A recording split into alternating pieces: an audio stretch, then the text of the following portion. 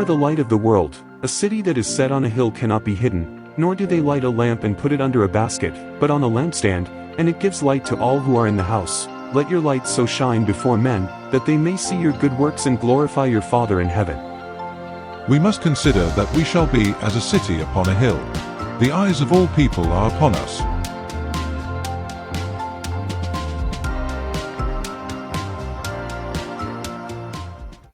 This is the City Upon a Hill podcast, the conservative Christian podcast where we discuss how we, the people of the United States, can be a bright, shining light to the individuals and the countries around us. I'm Miguel Brown, and today I would like to wish you all a happy Labor Day. Today's video is dedicated to two gentlemen whose labor in the Lord was not in vain.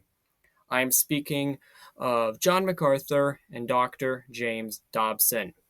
This summer, these two men both went home to be with the Lord after several years of faithful service. We are losing so many of our elderly people, and it is true that our culture needs the presence, the wisdom, and the advice that they have to offer. Although the earthly lives of Mr. MacArthur and Mr. Dobson have ended, their legacy still goes on. And so let us follow the example that they set by being unapologetic advocates for God in a world that wants to snuff out the light of the gospel of Jesus Christ. Today we are going to talk about President Trump's peace policy. Secretary of State Marco Rubio said it best. He said, quote, "What we're aiming for here is not a ceasefire. What we ultimately are aiming for is an end to this war." You know, a ceasefire by its very definition is temporary. The definition is literally a temporary suspension of fighting. So, a ceasefire is not peace. Peace is freedom from war. What President Trump wants, what I want, what you want, what everyone wants is peace. Freedom from war. Freedom from public disturbance. We want there to be tranquility. President Trump has stated that his proudest legacy will be that of a peacemaker.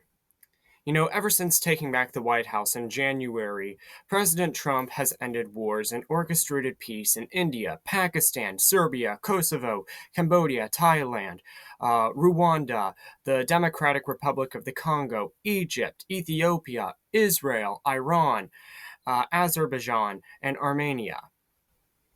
I believe that he is about to broker peace again and bring an end to another war. How many of our nation's presidents can actually say that for themselves? Permit me to remind you that President Trump said in his inaugural address that we, the people of the United States of America, will measure our success not only by the battles we win, but also by the wars that we end, and perhaps most importantly, the wars we never get into. So today I would like to just say a few things about President Trump's pursuit of peace. The pursuit of peace is a very, very biblical principle. And I believe that President Trump is approaching his pursuit in a very biblical way. In a Face the Nation interview, Secretary of State Marco Rubio said, quote, "What the president deserves a lot of credit for is the amount of time and energy that his administration is placing on reaching a peace agreement for a war that's not a war that started under him. It's on the other side of the world. He has made it a priority of his administration to stop wars or prevent them." And I agree, President Trump has done a lot to prevent war, and to be a peacemaker. And you know, the role of peacemaker is, in fact, a position that Jesus himself blesses. Matthew 5:9, "Blessed are the peacemakers, for they shall be called the children of God." President Trump isn't getting involved and making matters worse. He is trying to bring an end to all of this bloodshed. President Trump is playing the role of Big Brother, the role of Daddy, if you will.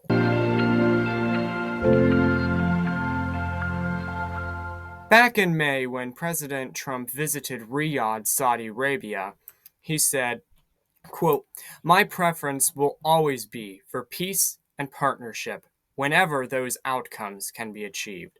Always.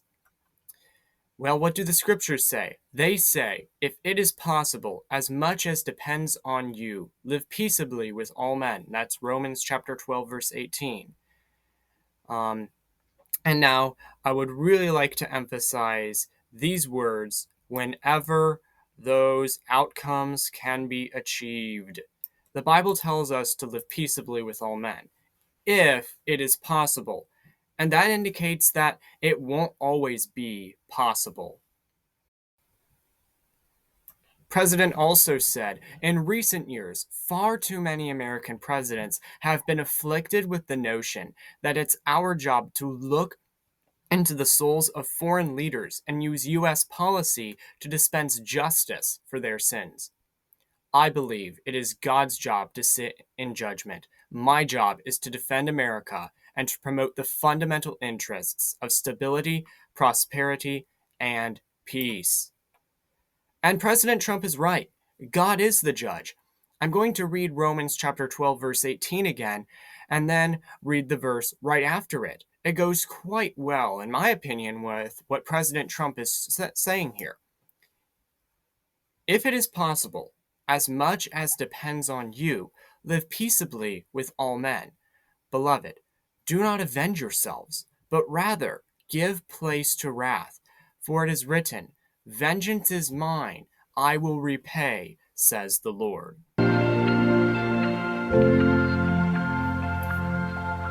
Did you happen to notice what the words in the background at the Trump-Putin summit were? They were the words, pursuing peace. And Hebrews 12:14 commands us to pursue peace with all people and holiness, without which no one will see the Lord. The Bible also tells us in the book of Psalms that we should depart from evil and do good, seek peace and pursue it. You might be thinking, well, I don't live in Russia, I don't live in Ukraine, I don't live in any of these countries that either are or have been at war, and yet I do not have peace. Well, there is only one way to find true and lasting peace. The one true source of peace is Jesus Christ, the Prince of Peace, who gives us a peace which surpasses all understanding, that guards our hearts and minds. It is only when you have Jesus Christ dwelling inside of you that you can have perfect peace and rest. Well, you might say, I already have Jesus Christ dwelling inside of me. Well, that is great. Your prayers are so important. We need to be praying that these conflicts abroad will be brought to a swift and peaceful end. We need to be praying for President Trump, asking God to give him wisdom and to give him discretion while going about brokering peace. Remember, just as the book of James reminds us, that the fruit of righteousness is sown in peace by those who make peace.